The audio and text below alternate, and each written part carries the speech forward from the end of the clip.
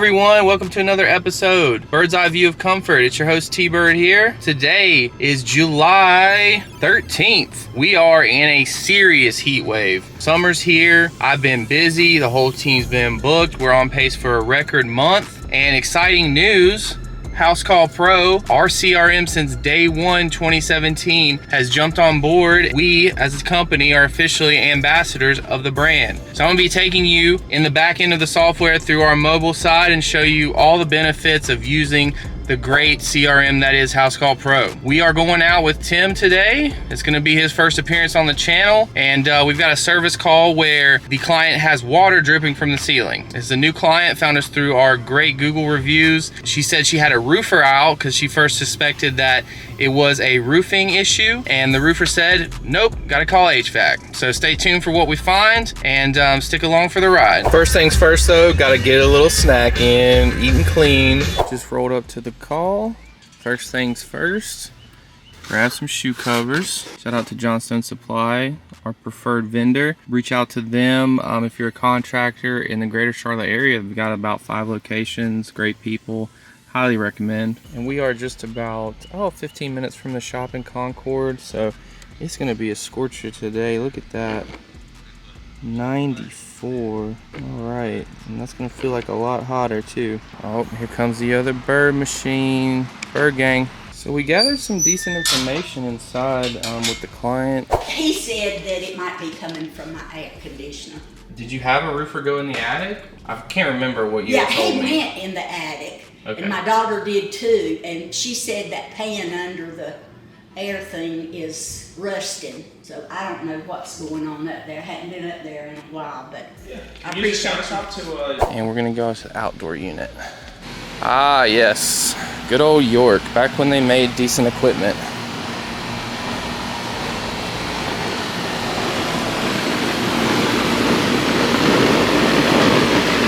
Check out the service call kicks. We got sponsorship by Jordan Brand. Just playing. But Cardinals Jordan 3s, you know. I'll let Tim get his shoes dirty. Keep mine clean. Mine already are dirty.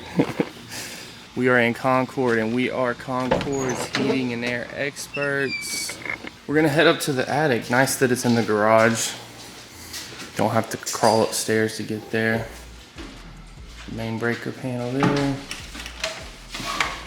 Water heater in the corner, typical out here. If anybody needs a sauna, if you have an attic, just walk up and hang out.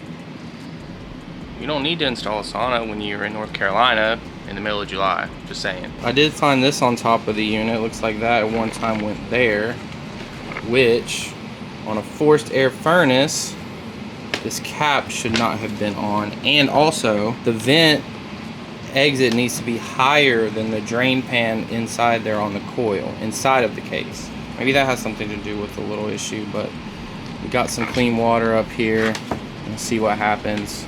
Also, we'll need to shut the unit down or it'll, well, no. Yeah, it's gonna blow back at you. Just shut the unit down. It's clogged already. It is? Yeah. So it is clogged already. There's no airflow coming out of here. Can't really tell. Well,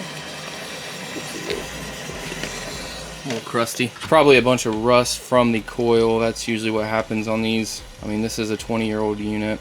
Oh, it's fine now.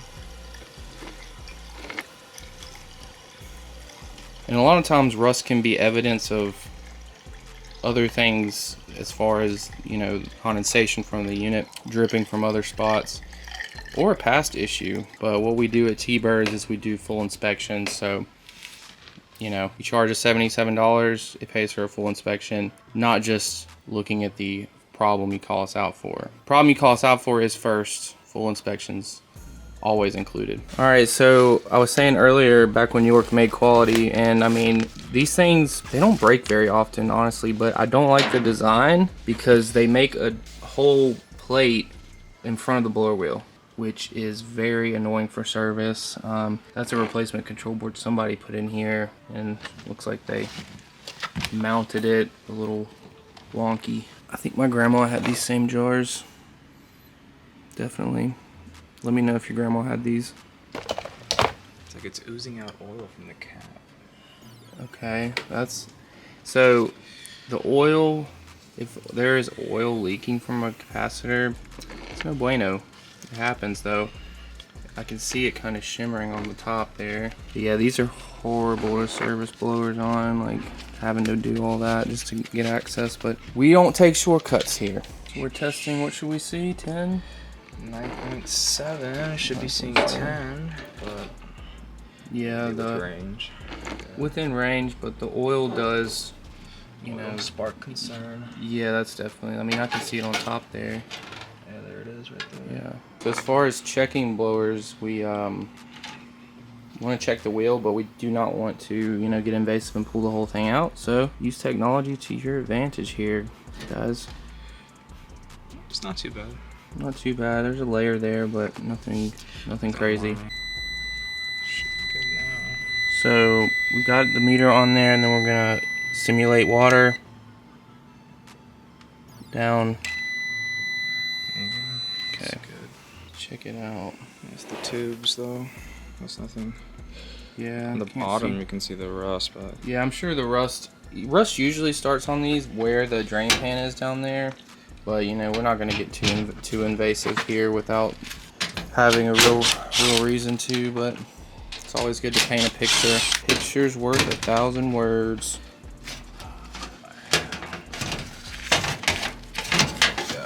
There it goes. Oh no. So I'm going mobile right now because this thing just shut down due to internal temps.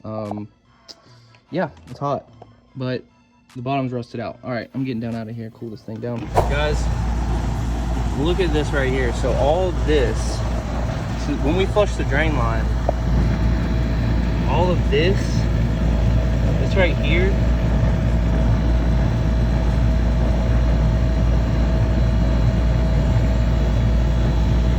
guys, when we flush that drain line, look at this. That is right there, rust, build up, gunk. That's what came out just with the flush. And we did do that complimentary just to kind of as our diagnostic, but it does help. So we're gonna get our field piece wireless probes on. The high pressure side did not have a cap, so we do also do that complimentary most of the time. Just add caps if they're not there. It's just something to build value. Coil itself is definitely clogged up on this back side, so we're probably expected to see high head pressure here. All right, so we got the ones outdoor on, and we got those two that are going indoor. Yes, sir. One of them goes for return air, one of them on supply air, and the field piece app will take it from there, painting us a full picture. And then we can also hop in there and get some air pressure from the duct. What's crazy is how small these Yorks used to be. I mean, look compared to a newer train. Look at that compared to a newer. All right, R22 system. Okay, so we've got a little bit higher than normal head. Where are we on temps? 7.4 on there. Not too good there. But we'll let superheat. We'll let this settle in a little bit. Another tip for anybody, trades or anything working in the summer: eat clean while it's hot. I got the burger bowl with some Chipotle sauce, meal prep. Shout out to the chef Taylor, and went and got Tim some Chipotle while he got started. Double steak. Okay, so back up here with the mobile. It's hot, boys. We did do SS2 over there, and then extended that vent out. Got a new capacitor replaced for the blower that was leaking oil, and then surge protection. So, time to get down out of here. So I trapped the camera in here and was blasting the AC, and it turned back on. So we'll see if I can get through the rest of this one without overheating the camera again. And pretty much, well, you can see, oh, there we go, got it in the right light. So we're at a 3 ton on this one. Man, look at this little bad boy. It's a small machine to be 3 tons. Checking electrical with the power off now. We tested at 41 out of 45, so that is right at the threshold there. 41.6. 41.6. Then the fan should be what, a 5? Yeah.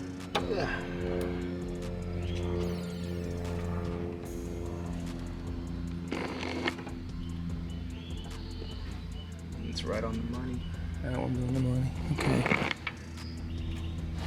We tested inrush amps on the compressor and 88.7. That's a high number. It's supposed to be only 82. Supposed to be 82. Wow. That's not too high above, but this thing's old. The reason why she called us out, I guess a roofer saw rust. But I mean, to be honest, that seems to be evidence of a past problem, because right now we have water dripping out of that line and it's not backing up. We flushed it, but we are finding that the way the pressures look and the way the temp split is, the way the high pressure is high, this coil needs to be cleaned. And then once we clean the coil, pressures are going to drop, and we're going to do a leak search on the just a quick electronic glance at the indoor coil because of the rust levels. Because what will happen is we'll clean the coil, and then we're going to look at our numbers, and our superheat's guaranteed to be higher and our pressures are guaranteed to be lower once it gets to cleaning.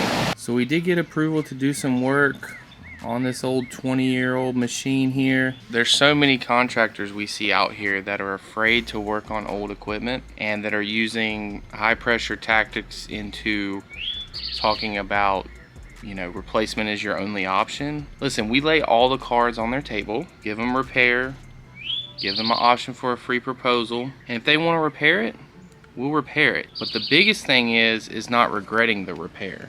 So that's why I have no regret repair credit. And the no regret repair credit is if you do work with T-Birds and then up to a year, and honestly I would push it even further out, just depending on the situation, but if another failure happens, we'll credit all you spent with us on repairs on old equipment back towards a new piece of upgraded equipment. So I just don't want people to feel like they're stuck repairing things, but I'm not gonna say, oh, you have to replace. So that's a tip for anybody out there who owns and operates HVAC is start to offer repair credits, because oftentimes we see if we have another failure, say, heck, even on the furnace side of things, or, you know, 3 months down the line, if something, the fan locks up, or, you know, something happens, we see clients start to regret and then think that they're stuck repairing this whole thing. No, at that point we would say, okay, let's credit this back. Let's get some, you know, let's get some use out of this money towards something new now. But we did offer a proposal on new equipment. They declined, so we are here to revitalize this machine and get it as good as we can get it. So stay tuned for a little bit more work. I didn't take this thing back up in the attic. I went to go grab some lunch for myself and Tim, and I don't want this to overheat again. It is hot. Look at what this client has, guys. Cardinals. That's right, state bird of North Carolina, and seabird. So our head pressure did go down a little bit. We're still dealing with some high superheat here though, so we might be a little low on charge, but with that head pressure high, it's like, you know, that's just gonna go up with more charge. So after a further look, we're gonna add just a couple ounces. It's so close on that low side. I don't think it's gonna affect the high side at all, but we're just gonna add a little bit of this dinosaur juice as a top off here, and we should be in a better spot on the split. What does that read? 46. So we went from 82 to 46 with the help, 88. Help of Supco there. All right people, that's gonna do it for this one. We just brought some life back into a 20-year-old York system for this client. Yeah, I'm gonna head back to the office. Got a lot left to do on the day. It's 94 degrees outside and we are booked up tomorrow as well. So hey y'all, just wanted to tap in for a update from this one. So it is now July 31st. We've been so busy here, it's been hard to keep up with the YouTube, but I did want to alert that as we spoke, repair credit, no regret repair credit. It was a few days, maybe like a week later, client called us back out system wasn't keeping up. Pressures went back down. So at that point, we did a thorough leak search, found a leak in the evap coil. And at that point, I mean, 20-year-old system, just doesn't make sense to do that type of repair. So we were able to credit the full amount spent back towards new equipment. And since they hopped on the maintenance plan, they also got 5% off on top of that. So yeah, we led them to the right decision in that regard. We were also able to reuse surge protection and the SS2 that we installed. So yeah, we installed a full package. We had to do line set because the line set was too small, and I'll tap in some pictures here. I wasn't able to get any video, but tap in a couple pictures. And yeah, thanks for watching, and we'll see you on the next one for another bird's eye view of comfort.